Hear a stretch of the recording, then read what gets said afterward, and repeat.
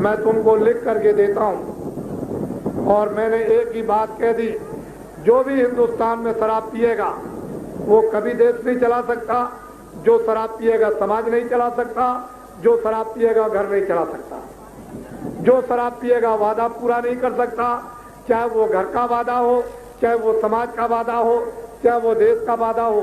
जो शराब पिएगा कभी सच नहीं बोल सकता, जब सच नहीं बोलेगा तो आपको क्या करेगा। जो शराब पिएगा कभी न्याय नहीं कर सकता, जो शराब पिएगा वो हमारी गरीबी को क्या समझेगा, कभी नहीं। तुम घर में न देखो कि जो शराब पीता रोज वादा करता है कि अब मैं कभी नहीं पीऊंगा, हम देवता के सामने सिर झुकाता हूं कि अब मैं कभी नहीं, जब समय आया तो शराब पी। कितने बार झूठ बोलता, कितने बार धोखा देता है, घर की वस्तु बेच आता है, घर में गाली देता है, बच्चों को मारता है। जब घर की दशा शराब पीने वाले की तो देश की दशा क्या होगी। सारा देश पी डालेंगे शराब में, सारा देश का धन पी डालेंगे, आपको मालूम नहीं है। इसलिए आप अनमोल चीज लो।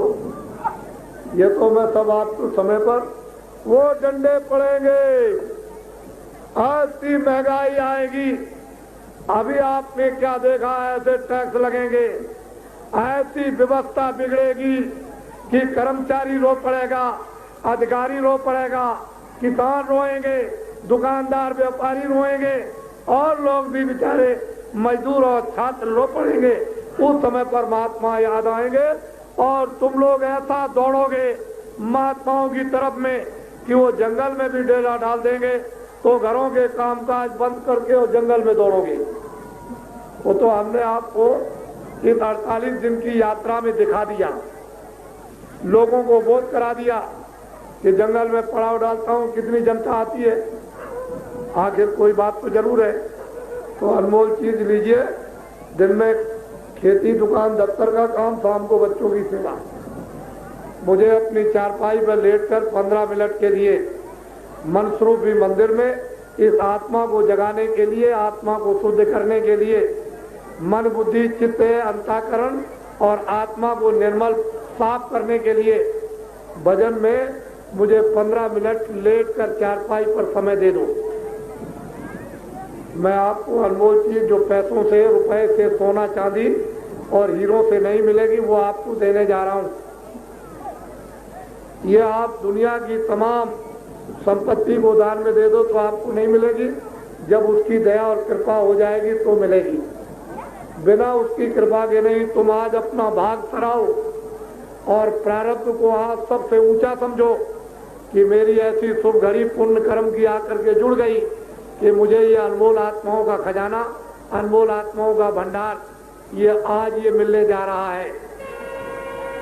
उसका सीधा रास्ता है, उसका सीधा नाम है, उसका सीधा भेद है, उसका सीधा दरवाजा है।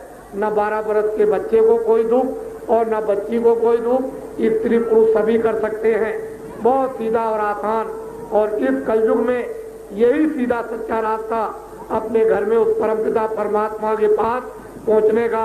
और अगर तुमने जीवन में उस परमात्मा के पास आत्मा को नहीं पहुंचा पाया तो मरने के बाद क्या मिलेगा आपको? सीधा। इसको पहले युगों में मंत्र, पहले युगों में दीक्षा, पहले युगों में गुरु मंत्र।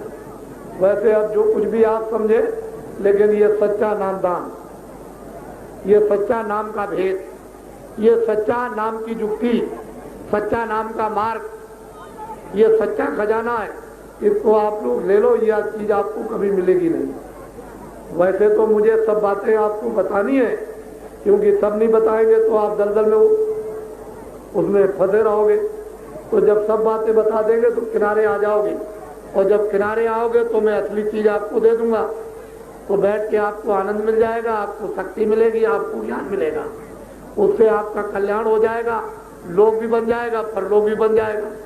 इधर भी ठीक हो जाएगा, उधर आत्मा का कल्याण होगा तो मुक्ति और मोक्ष भी मिल जाएगी, तुम चले जाओगे अमर लोकों में। इसलिए इस वस्तु को ले लो, ये सच्चा अपने प्रभु का ये भेद है।